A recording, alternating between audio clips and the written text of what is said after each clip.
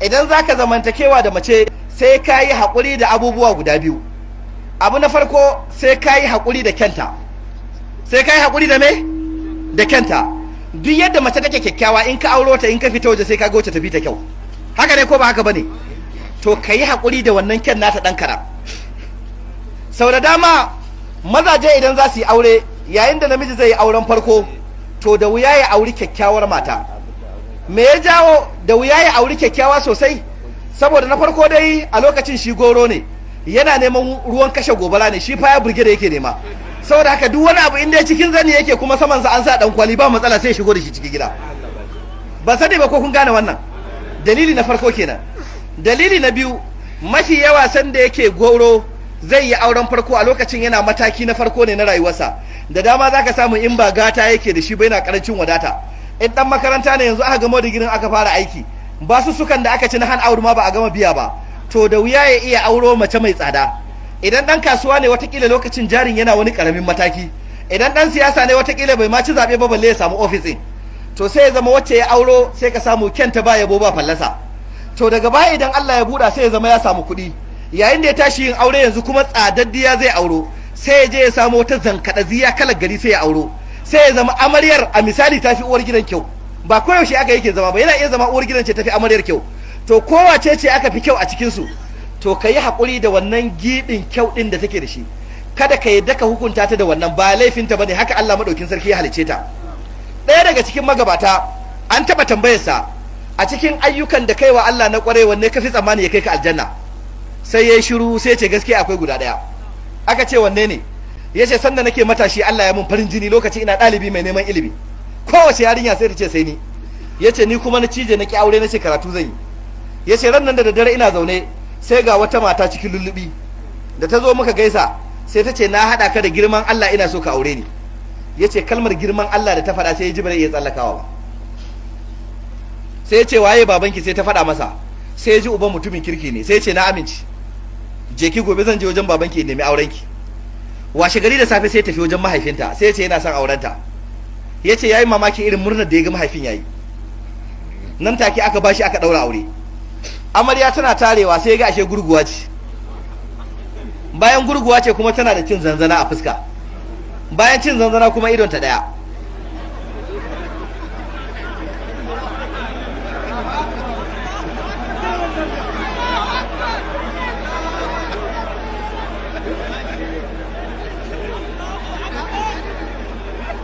Da Allah in kada ya zai ku saurara. Ya ce da na san haka take da ba zan aure ta ba, to amma yanzu na riga na auro ta zama matata, tana da haƙƙi a kaina in yi haƙuri da kyan da take da shi. Ya ce haka na haƙura na zauna da ita sai da muka yi shekara 15 tare da ita, shekara 15. Ya ce ban ƙara mata ba sai da Allah ya mata rasuwa. Ya ce tsawon shekara 15 ɗin ya ce haka nake haƙuri na zauna da ita. Ya ce in muka zauna saboda muninta ban san kallanta, ban san zama a gida. Ya ce amma duk da haka wani lokaci sai ta kuka ta ce ita tana so in zauna saboda tana bala'in ƙaunata. Ya ce haka zan yi ado na zauna da yana daddanne ta yi mun ƙuri da idanta nan guda ɗaya.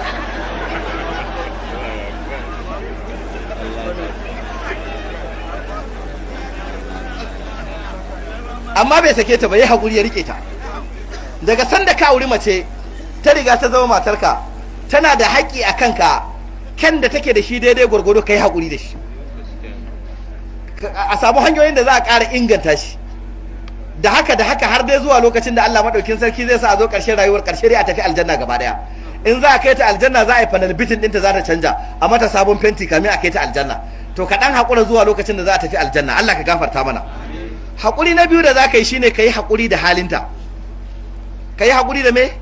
Da halinta. Manzo Allah sallallahu alaihi wasallam ya ce an halice ta ne da kashin haƙarƙari. Sai annabi ya ce wa inna a waje ma fi dhal'i alahu. Shi kashin haƙarƙari ta saman sa nan yafi karkacewa.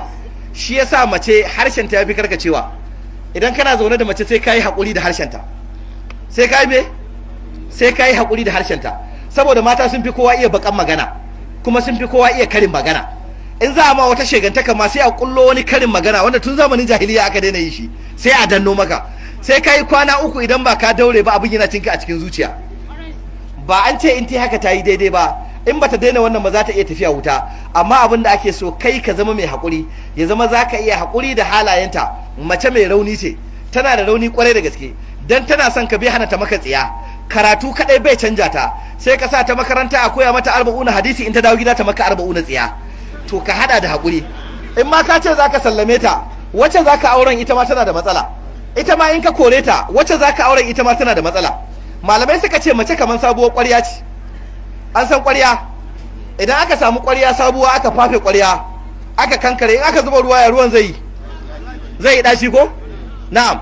To da kaji ya yi ɗaci, sai ka ce to wallahi kai ba za ka yi daurewa ba, sai ka fasa, sai ka sake siyo sabuwar ƙwarya, sai ka sake zubawa, shi ma ya zai yi. To ka rinka shan ɗaci kenan har kiyama ta tsaya. Amma idan da aka zuba ya yi ɗaci ka sha haka ka haƙura ka daure, in aka sake zubawa sai ka ji ɗacin ya ragu bai kai na ɗazu ba. In aka ƙara zubawa sai ya ragu. Law of diminishing return, yana raguwa. Wata ran idan ka zuba ruwa a cikin ƙwarya sai ka ji har da wani zaƙi ruwan yake da shi. To haka mace take, idan ka ci gaba da haƙuri da matsalolinta a hankali sai ga Allah ya gyara maka ita ta miƙe, har kai da kanka daga baya ka zo kai ta mamaki kaman ba ita ba. Amma lokacin da ka fara samun matsala sai ka gagara daurewa sai ka sallame ta, to wata sabuwar ƙwarya zaka sake ɗaukowa, in ka zuba ruwan sai yayi ɗaci fiye da ruwan jiya. In ka sallame ta wata sabuwar ƙwarya zaka sake kawowa. Malamai suka ce idan namiji ya auri budurwa, to ana so ya haƙuri da abubuwa guda uku. Kai haƙuri da me? Abubuwa guda uku. Abu na farko, ka yi haƙuri da ita bata iya magana ba. Bata iya me ba? Kana iya yin magana sai ka kai ƙarshe ta ce ka ce wallahi tallahi.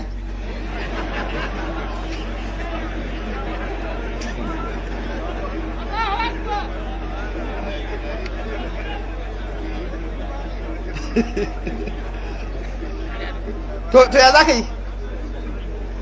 Ka yi haƙuri bata iya magana ba, ka rinka ganin shirme da ka tobara kenan. A hankali kana koya mata har sai ta miƙe. Ina fata an gane wannan. Sannan abu na biyu, ka yi haƙuri da ta bata iya abinci ba. Amarya sai ka samu ko ta iya abinci bata iya rabo ba, sai dai ka samu wani matsala. Kana iya kawo kaji guda 3 a yanka a gidan ta sama da kai da ƙafafu da ɗan wani kwankwason baya haka. To kada ka yi bala'i, kai ta haƙuri har ta gane in an zan rabo ga wuri mai ɗan kauri na ake samu mai gida.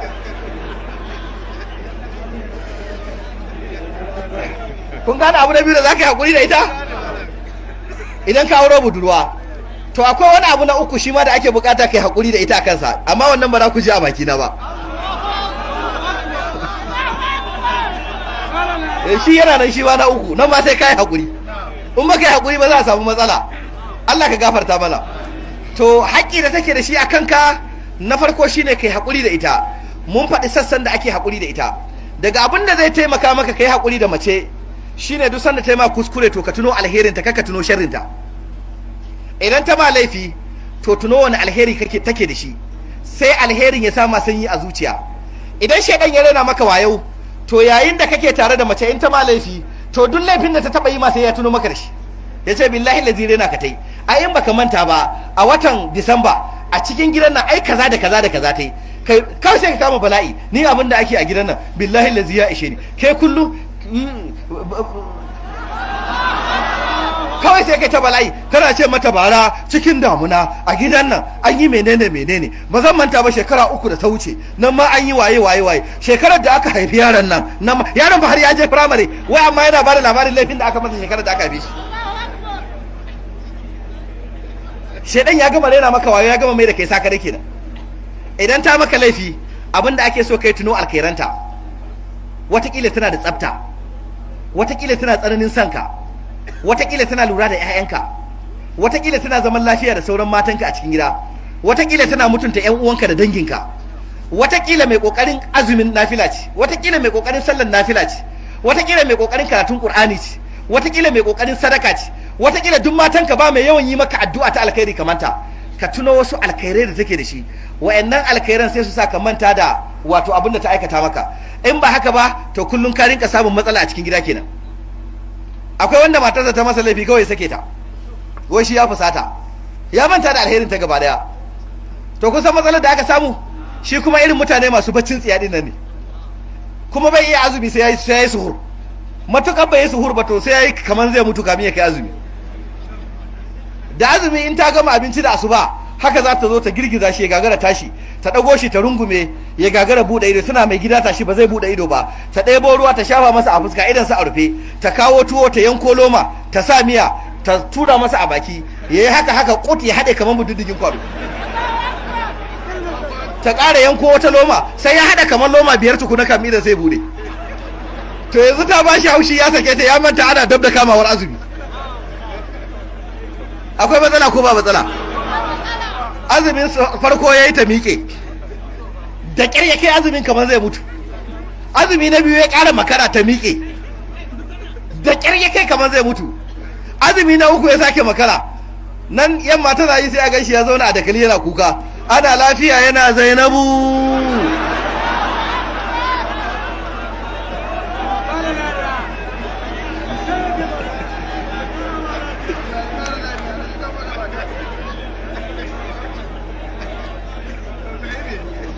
Ba mutum ba, ko akuya ka saba da ita kara bude ta sai ka ji ba daɗi.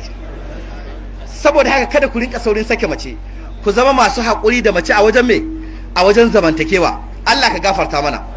Abu na biyu da ake so kai mata al-mu'ashara bil ma'ruf shine nuna mata soyayya da kauna. Mazaje da dama kuna da problem, ba kwa nuna wa matanku soyayya, ba kwa nuna matanku kauna. Ana so ka nuna wa matarka love and affection, tsananin soyayya da kauna. In tana tare da kai ya zama ta ji tana tare da masoyinta. Ita mace a duniya ba abin da take so kamar a nuna mata soyayya da kauna. Rashin wannan shi ya jawo ko ga suna ta kallon fina-finan soyayya daga nan har su halaka, saboda ba ku ɗauko soyayya irin ta gidan manzon Allah sallallahu alaihi wasallam kun ɗabbaka a cikin gidan ba, dole a ci gaba da samun matsala. Ina faɗa muku akwai sunnoni da yawa na manzon Allah sallallahu alaihi wasallam wanda maza kuka watsar da su, da kuka watsar da su daga ƙarshe mata wato turawa suka ɗauka suka rike. A yanzu sai a ɗauka cewa aikin turawa ne daga wajensu ake koyowa. Kai ku ce Allahu akbar, ku ce Allahu akbar.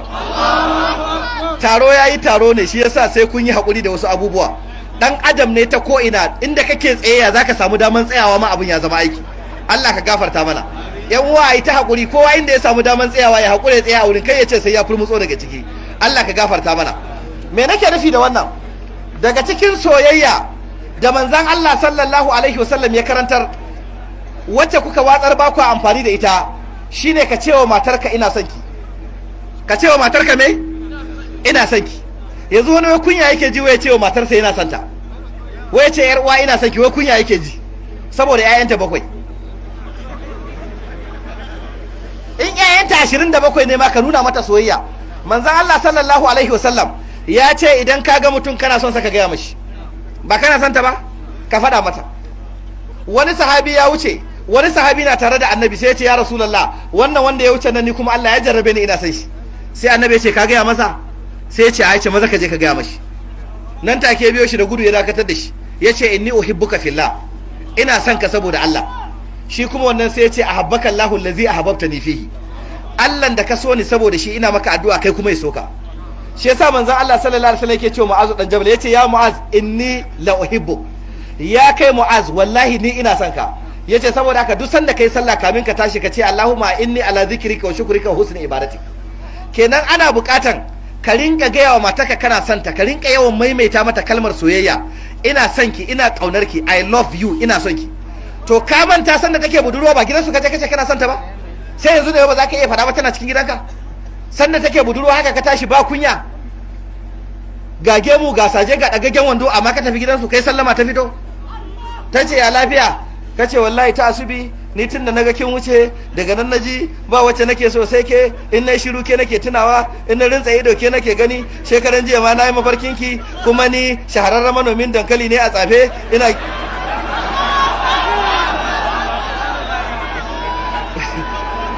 kuma ina noman albasa ina hadawa da kiwon tattabaru, da abin da ya shafe ta da wanda bai shafe ta ba ma duka ci gaba da bata labari. Ko ba haka ake ba? In za ka je wajen ta sai ka sami jambar da tafi kowace kyau, hulaka sai ka karɓo ta daga wajen mai wanki, ka karya ka kalli madubi ka daidaita, in akwai aboki ka kusa ka ce ya mutumin nayi.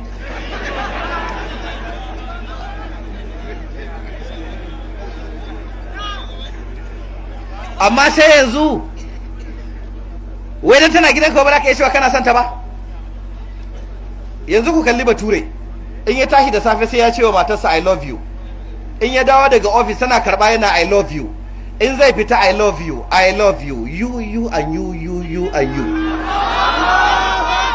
Sunnar annabi mu ce dauka, ba mu muka koyo wajen shi ba, shi ya kwaikwaya daga addini mu muka watsare zama nashi. Sunna ta biyu da kuka watsar kuka bar wa turawa, cin abinci da mace. Nawa ne a cikin ku ke cin abinci da matansu? Ana so ka zauna ka ci abinci da matarka, ka ci abinci da wa? Da matarka. Annabi da matarsa yake cin abinci. Aisha radiyallahu anha ta ce har gurguren kashi muke da annabi.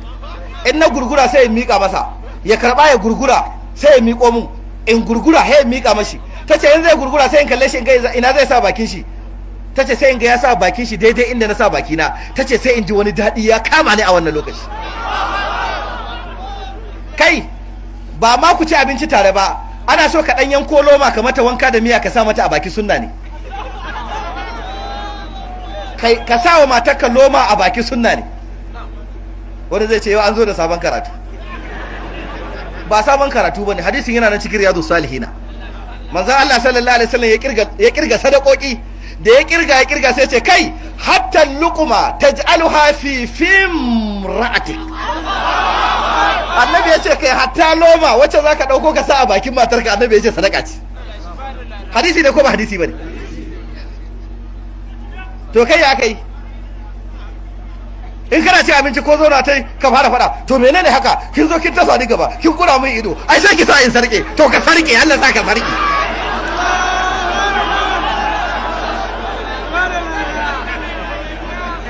Sauna kira mani shashasha in kaga sakare ku ta wuta ne. Sunna ce ko ba sunna bace? Sunna ta gaba da kuka watsar, sumbantar mace, mataka ka mata kiss, sunna ce. Matar banza ce haramun ka mata kiss. Man qabbala imra'atan la tahillu lahu quribar shafatahu ala nari yawmal qiyamah. Duk wanda ya kiss da matar da ba tashi ba sai an gurza labban bakin sa akan wutar jahannama ranar tashin alkiyama. Amma matarka sunna ce, in ka mata kiss kai lada ita lada. Sunna ce.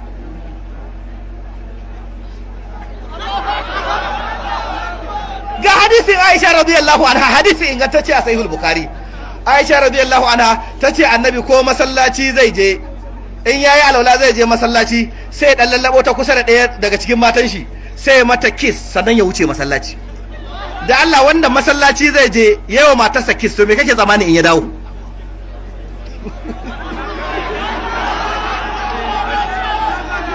Ba ku gane karatun ba? Yanzu ina zai je masallaci zai je, amma sai da mata kiss sannan ya wuce. To in ya je yawo yuton ya dawo me zai faru? To amma ya aka yi yanzu wannan an dauka sai bature. Yanzu bature ba zai taba barin gidansa bai yi wa matarsa kiss ba, bai iya. Ko office zai je sai ya mata kiss I love you sannan ya wuce. Ta ce me too sai ya gaba. Ko ba haka bane? Idan ya manta bai mata kiss ba, ko ya je bakin kofa sai ya yi carry over.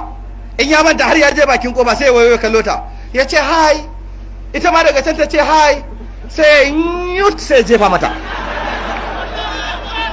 Ko ba haka yake ba? Ita ma daga can sai ta cafke yut.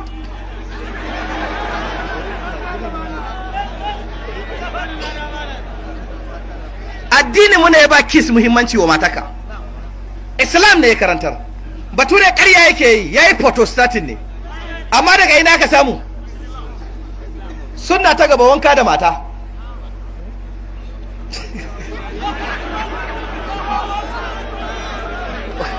Wani ya ce to fa, oh ba kwa wanka da matanku? Wallahi sunna ce. In za ku kyamace sunna annabi kuma ku kyamace ta. Ana so ka rinka shiga banɗaki ɗaya da kai da mataka ku yi wanka tare. Sunna ce. Ku karanta bulugul marami. Duk hadisan da suka karantar da wankan janaban annabi a wajen matansa aka karɓo su. Tare da matan yake wanka. Wata matar in tana baka labarin suna wanka da annabi, sai da ce in muna wanka da annabi da bokiti ɗaya, ta ce hannunmu yana haɗuwa a cikin bokitin, na je ɗebo ruwa shi ma ya ɗebo ruwa, hannunmu yana karo a cikin bokitin yana sarkuwa da juna. Wata idan tana bada labari sai ta ce muna wankan ma a wankan da ɗan nishaɗi haka, wani lokaci annabi sai ya rinka yi da sauri, idan na ga ruwan zai kare sai ya rinka cewa da ali bar ma haka, ana wankan da ɗan nishaɗi da ɗan shi ke na wannan sunan ma kun jefar da ita. Za a ɗabaka ta? Ba ku an samu ba. Kai mazajen tsafe za a ɗabaka wayannan sunoni? Za a ɗabaka wa mata wayannan sunoni? Duk wanda tsakaninsa da Allah ya alƙawari zai ɗabaka wannan sunan gobe ce Allahu akbar. Kai ku daga mana ta baya wajen dattawan nan kuga sun daga ko ba su daga ba. Duk wanda zai ɗabaka wannan sunna ya daga hannu ya ce Allahu akbar. Wannan sunna ce ta annabi har mai martaba ba mu dauke mashi ba.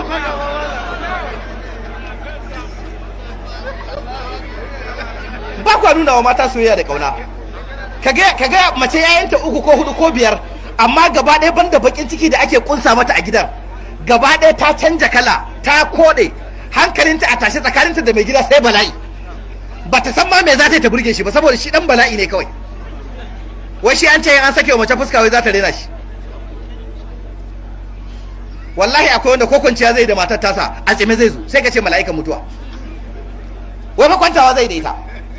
To ya za ta yi sha'awar ka, ya za ta yi sha'awar kwanciya. Akwai wanda tana bacci ma saboda tsaba sakarci zai dirko mata sai ka ce shahu ya diro ɗakin tana bacci kawai ya bubuge ta kafa ta asubi tube sai ka ce dan wuta.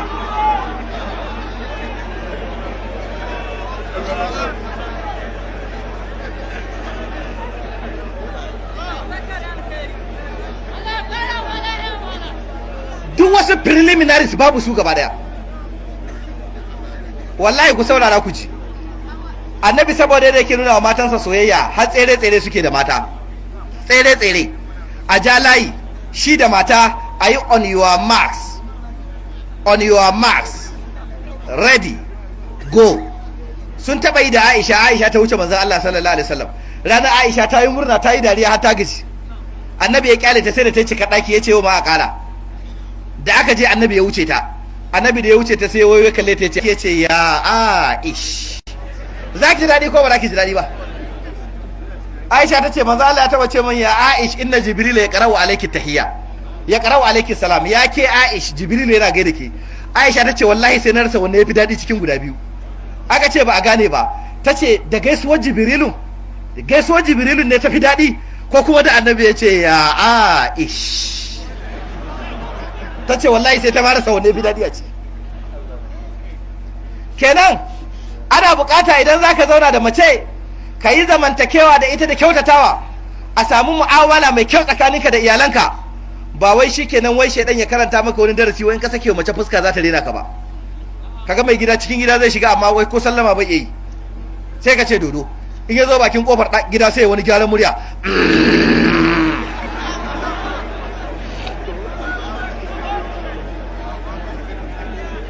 kawai sai ka ji mata suna ku kauce ga yanan ajayi ga yanan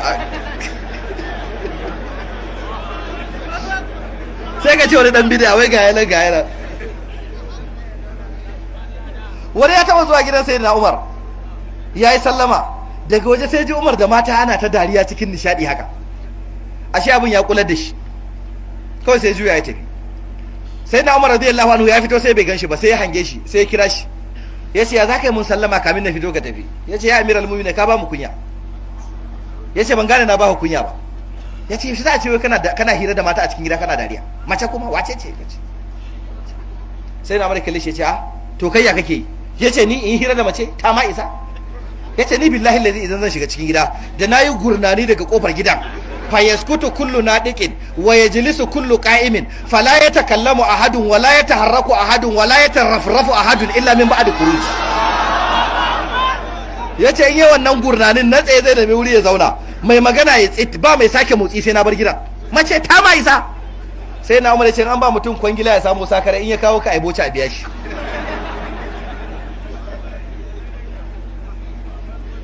shi yasa mata duk hawan jini yake kama su saboda ba kwa nuna musu soyayya ba kwa nuna musu kauna ba kwa zamantakewa irin ta nishadi. Akwai wani aboki na yana burge ni nakan yawan bada misali da shi da matarsa yayansu 4 amma zamantakewa za ta baka sha'awa. Wata ran sai ya ce yau fira za su yi irin firar da suke yi sanda yake neman ta da aure tana budurwa in ya je gida sai a ce to sai a shimfiɗa tabarma a kofa a tsakar gida sai a dan kawo kofin ruwa sai a aje shi kuma ya dan sha kwalliya ya sa ya jamfa sai kare hularsa sai ya zo ya zauna. Akwai dan su haka sai ce kai shiga cikin ɗakin nan ka ce wacce ke ciki ana kiranta shi kenan sai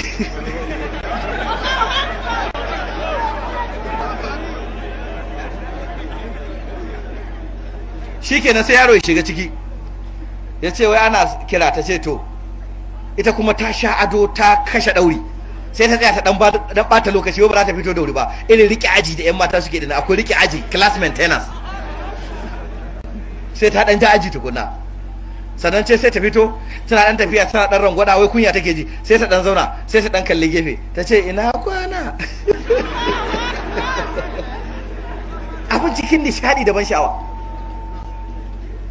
amma kun mai da gidaje sai ka ce wutar jahannama amma da sai ina za a samu sauki mace tana yin kuskure dan kiris ai ta bala'i saboda wani gado ne kawai bata gyara ba ranar sai an je sama ta da yan sauko gado da dai a ce gado na billahi lazi ko a gyara gado ne ko ai bala'i ba san amfani kuma ya manta jiya ta gyara shekaran jiya ta gyara kullun tana gyarawa yau aiki ya mata yawa ko yaro ya tada mata da fitina tana lallashin sa ko wani abu mai kama da haka bata samu daman yi ba to dan me shi ko ba zai iya hakuri a yau ba ni ke ciyar da ke duk abin da nake a gidan nan to billahi lazi ba wanda isa kai kuma abubuwa nawa Allah ya maka kuma ka saba dokar shi yayi hakuri da kai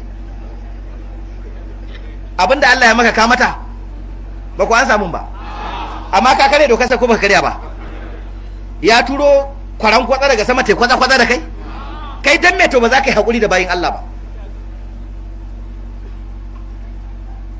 ku kyauta da zamantakewa ku tsakaninku da iyali wannan yana cikin ma'asharatu habil ma'ruf yana daga ma'asharatu habil ma'ruf in ka ganta cikin damuwa ka lallashe ta akwai wanda ya ga matarsa cikin damuwa sai ya ƙara tsimewa ko kallanta ba zai ba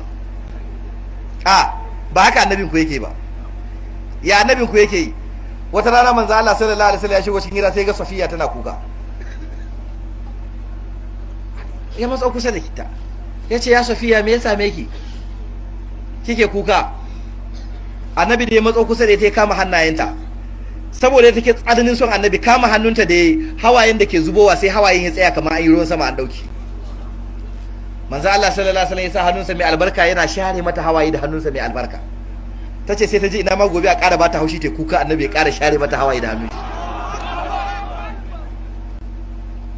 yace me ya same ki me ya faru sai ta ce masa Hafsa ce ta ce min bintu Yahudi Hafsa ce ta ce min yar ba Yahudi saboda ita ba Yahudiya ce ita Safiya sai annabi ya kalle ta sai ya dariya yace wannan shi da abu da ya saki kuka tace yace ke rabu da ita bari ki ji ba wata mata a duniya da za ta nuna miki daraja kada ki manta ke babanki shine annabi Musa dan ke jikar annabi Musa ce babbanki shine annabi Haruna domin ta nan wurin shine babbanki domin yayan annabi Musa ne mai gidanki shine Muhammadur Rasulullah yar annabi Musa mai babba annabi Haruna mai ango Muhammadur Rasulullah wace daukaka ta saura a duniya ba ta san sanda ta fashe da dariya ta rungume manzon Allah ba sallallahu alaihi wasallam ku je da annabi ke zama da iyalansa ya nuna musu soyayya da kauna in ya gansu cikin damuwa ya lallashe su in ba su da lafiya kaga shine kaman shine bai da lafiya yana daga ma'asharatu habil ma'ruf ta aikace aikacen gida ta me aikace gida annabi na taya matarsa aikace a cikin gida an tambaye Aisha radiyallahu anha me annabi yake ya shigo gida tace kana fi mihnati ahli annabi yakan taya su aikace ana so wata ran mata kana dan shara kai ma ka dauko tsintsiyar ka ce bari in taya ki sai ku layi in kun kai sai ku U-turn sai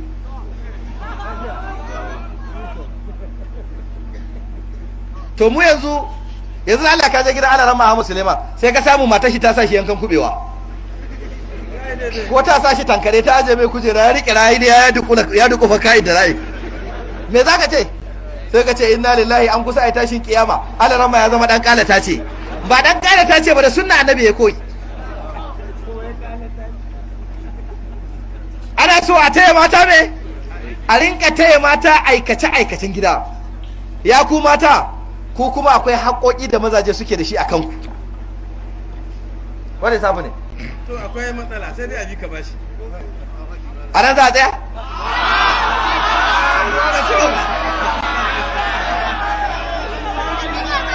o haka za a tashi su mata ba za mu faɗi su ma haƙoƙinsu ba a tsaya ko a ci gaba da wazi matasa a tsaya ko a yi forward ever backward never a ci gaba duk wanda ya goyi bayan a ci gaba ya daga hannu ya ce Allahu akbar ba ku da gaskiya. Akwai su sanar president da sauran dattawa da muke ta iya ci gaba har gobe ba za ta kare ba. Walima mai martaba 'yan dosan tsafi muke. Amma kamin na tsaya, Sheikh Abubakar Imam Ikara da Sheikh Yusuf Muhammad Sambo sun shirya za su taho domin wannan walima. Ko jiya daga garin Damaturu muna tare da Alarama a Damaturu fadar jihar Yobe. Mun yi magana da Malam Abubakar Ikare ce in Allah ya da suna nan tafi zuwa wannan walima. To kuma sai ya zama yau da sassafe kuma wani mitin na gaugawa ya same su wanda ya zama dole su tashi su wakilce mu Abuja domin wani aiki.